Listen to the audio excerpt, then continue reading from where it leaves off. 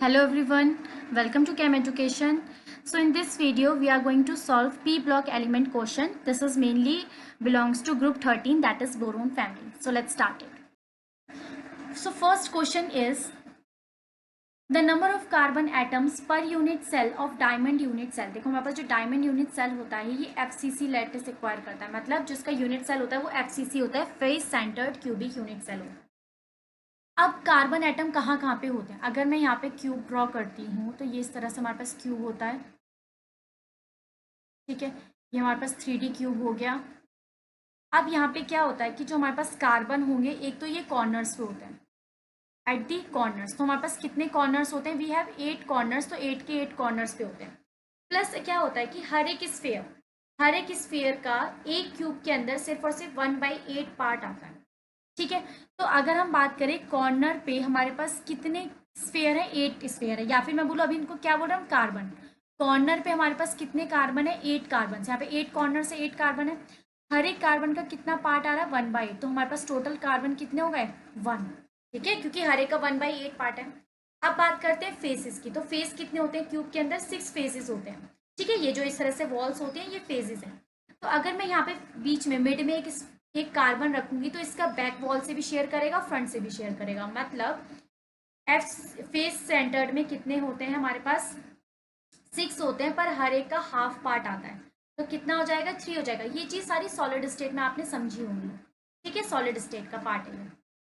अब बात करते हैं यहाँ पे टेट्राहेड्रल वॉइड्स भी होती हैं। तो जो हमारे पास कार्बन होते हैं डायमंड के, वो टेट्राहेड्रल वॉइड्स में होते हैं, 4 वॉइड्स में होते हैं, ठीक है। तो यहाँ पे अगर हम देखेंगे तो हमारे पास कितने आ जाएंगे टोटल कार्बन, 3+1+4 दैट इज 8। तो हमारे पास कितने कार्बन होते हैं, 8 कार्बन होते हैं। या आप लर्न रखना इस चीज़ को, इस बात को लर्न कर लेना कि हमारे पास डायमंड यूनिट सेल में जो कार्बन होते हैं वो 8 कार्बन होते हैं पर unit cell. Clear. Now move to second question is which of the following shows correct Lewis acid strength order of the tri halides of boron. देखो जब भी हम लुईस एसिड की बात करते हैं तो लुईस एसिड होते हैं विच आर इलेक्ट्रॉन डेफिशिएंट, जो इलेक्ट्रॉन डेफिशिएंट होते हैं, ठीक है। तो इन ऑल हमें ये देखना है कि इनमें से हमारे पास जो बोरोन है वो कौन सा बोरोन ज़्यादा इलेक्ट्रॉन डेफिशिएंट है।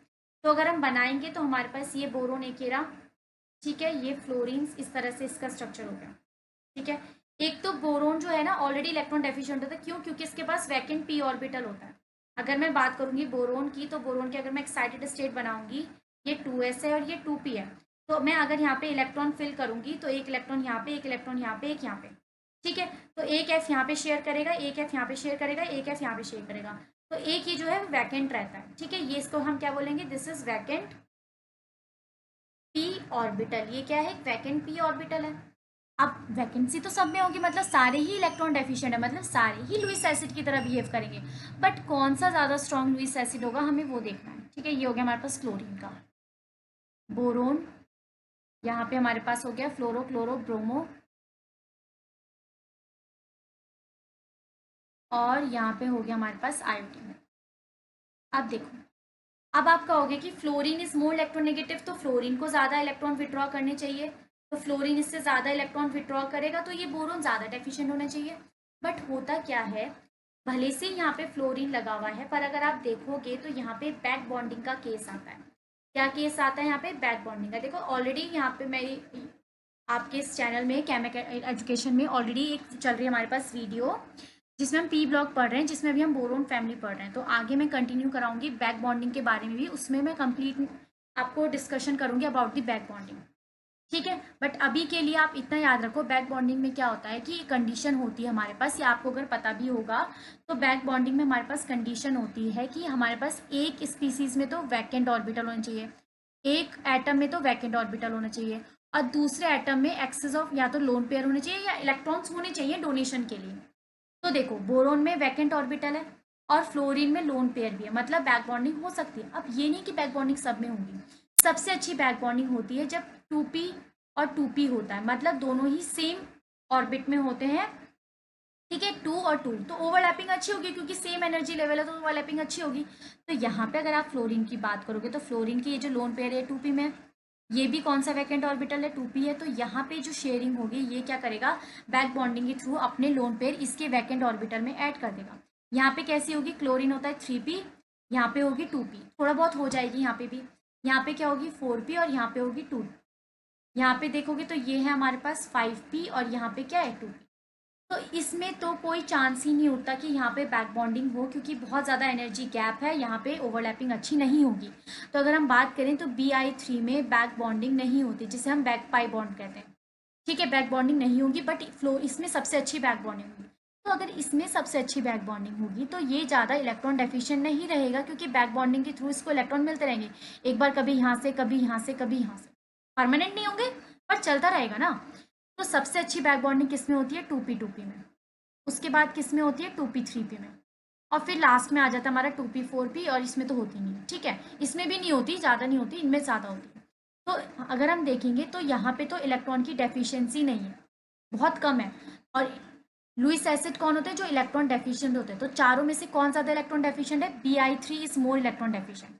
ठीक है, उसके बाद देखेंगे कौन है, उसके बाद कौन है, BBr3, उसके बाद BCl3, और सबसे कम इलेक्ट्रॉन डेफिशिएंट कौन है, BF3, क्योंकि यहाँ पे सबसे स्ट्रॉन्ग बैक बॉन्डिंग हुई हुई है। तो ये सबसे लीस्ट एसिडिक होगा। तो हम देखेंगे तो इन तीनों में BF3 सबसे लीस्ट है, तो ये तो ऑप्शन होगा नहीं। ठीक है, तो ये हो गया Bi3, BBr3, BCl3, BF। कौन सा हो जाएगा हमारा option number third is the correct option. Okay, now next is mark the oxide which is amphoteric in character. Amphoteric कौन होते हैं, जो एसिड और बेस दोनों की तरह बिहेव करते हैं, एसिड एंड बेस। ठीक है, अब एक बात याद रखो, जब हम टॉप टू बॉटम जाते हैं तो मेनली जो अप वाले जो होते हैं, जो हेड फैमिली होते हैं, ये जनरली हम मान के चलते हैं ये एसिडिक होते हैं। क्यों होते हैं ये एसिडिक, क्योंकि एसिड वो होते हैं जो इलेक्ट्रॉन विड्रॉ करते हैं। तो अगर हम पूरी ग्रुप की फैमिली में देखेंगे तो सबसे ज़्यादा इलेक्ट्रोनेगेटिव उनके हेड ही तो होंगे ना, क्योंकि जितना नीचे जाते हुए क्या होता है, down the group size increase होता है। साइज इंक्रीज होने से electron tendency to gain an electron decrease हो जाएगी। ठीक है, तो सबसे ज़्यादा इलेक्ट्रोनेगेटिव कौन होते हैं, जो हेड होते हैं। तो वो क्या होंगे, मेनली एसिडिक नेचर शो करेंगे। तो डाउन द ग्रुप जाने में एम्फोटेरिक, और उसके बाद बेसिक। अगर हम देखें तो डाउन द ग्रुप जाने में जो बेसिक करेक्टर होता है वो इंक्रीज होता है। ठीक है, सबसे पहले एसिडिक करेक्टर आता है, फिर हमारे पास एम्फोटेरिक करेक्टर आता है, और फिर उसके बाद नीचे नीचे वाले कैसे हो जाते हैं, बेसिक हो जाते हैं। तो अगर आप यहाँ पे देखोगे कार्बन सबसे टॉप वाला, कार्बन सबसे टॉप में, कैल्शियम ये तो हमारे पास एस ब्लॉक का, अगर एस ब्लॉक के एलिमेंट बेसिक इन नेचर होते हैं। ठीक है, इसको हम क्लियर करेंगे बाद में। तो यहाँ पे हमारे पास ऑप्शन क्या हो जाएगा, SN, that is tin. Tin mid में आ गए, तो ये कैसा शो करता है, दिस शोज एम्फोटेरिक नेचर। ठीक है, जब हम अभी हमारी बोरोन फैमिली चल रही है, जब हम कार्बन फैमिली में डिस्कस करेंगे तो आपको मैं अच्छे से क्लियर कर दूंगी। ओके, और वन मोर थिंग, अगर आपको ऐसी और भी क्वेश्चंस चाहिए या फिर आपको पी ब्लॉक अच्छे से चाहिए, तो please subscribe this channel, like comment share. Okay, तो let's start with the next question is B2H3। देखो, अगर हम B2H3 का स्ट्रक्चर देखेंगे, असल में होता क्या है, हमारे पास ये BH3 होता है, पर BH3 ना हाईली अनस्टेबल होता है। क्यों अनस्टेबल होता है, देखो BF3 तो एक बार को स्टेबल है, क्यों है, क्योंकि बैक बॉन्डिंग के थ्रू फ्लोरीन इसको स्टेबल कर देता है। बट अगर यहाँ पे देखोगे तो यहाँ पे एक तो हाइड्रोजन लगा हुआ है, हाइड्रोजन के पास खुद के इलेक्ट्रॉन नहीं होते जो वो बोरोन को स्टेबलाइज कर सके। तो ये क्या है, हाईली अनस्टेबल है। ठीक है, क्यों है अनस्टेबल, क्योंकि इसके पास इलेक्ट्रॉन की डेफिशिएंसी है। क्या है, इसके पास इलेक्ट्रॉन की डेफिशिएंसी है, तो ये क्या है, हाईली अनस्टेबल है। तो अब क्या होगा, अब ऐसा होता है कि यहाँ पे ये इस तरह से एग्जिस्ट नहीं करता है, ये डाइमर बना देता है। ये जो BH3 है, ये खुद के मॉलिक्यूल के साथ रिएक्शन करके it will form B2H6। This is very important, ये वही है जो बनाना स्ट्रक्चर बनाता है। ठीक है, इसको अच्छे से हम क्लियर करेंगे, सब कुछ बनाना स्ट्रक्चर बनाता है, क्लियर। तो अगर हम मैं इसको बनाऊंगी तो ये इस तरह से बनता है। पूरा मैं कंप्लीट आपको डिस्कशन करूंगी इसको पी ब्लॉक में, जो अभी कंटिन्यू हो मतलब चल रहा है। इसके 2 पार्ट आ चुके हैं, अगर आपने नहीं देखे हैं तो ज़रूर देखना। उसमें हमारा बोरोन फैमिली चल रहा है, जो नेक्स्ट लेक्चर होगा उसमें रिएक्टिविटी होगी। उसके बाद बैक बॉन्डिंग में आपको मैं अच्छे से एक्सप्लेन करूंगी। ठीक है, बट उसके लिए आपको पहले सब्सक्राइब भी करना है चैनल को, लाइक भी करना है। ठीक है, सो इस तरह से यहाँ पे हमारे पास B2H6 का स्ट्रक्चर होता है। कैसे बनता है हम सब कुछ डिस्कस करेंगे यहाँ पे। ओके, अब यहाँ पे देखेंगे तो there is a direct boron boron bond. देखो यहाँ पे कोई भी डायरेक्ट बोरोन बोरोन बॉन्ड नहीं है, दैट मीन्स ये तो इनकरेक्ट है।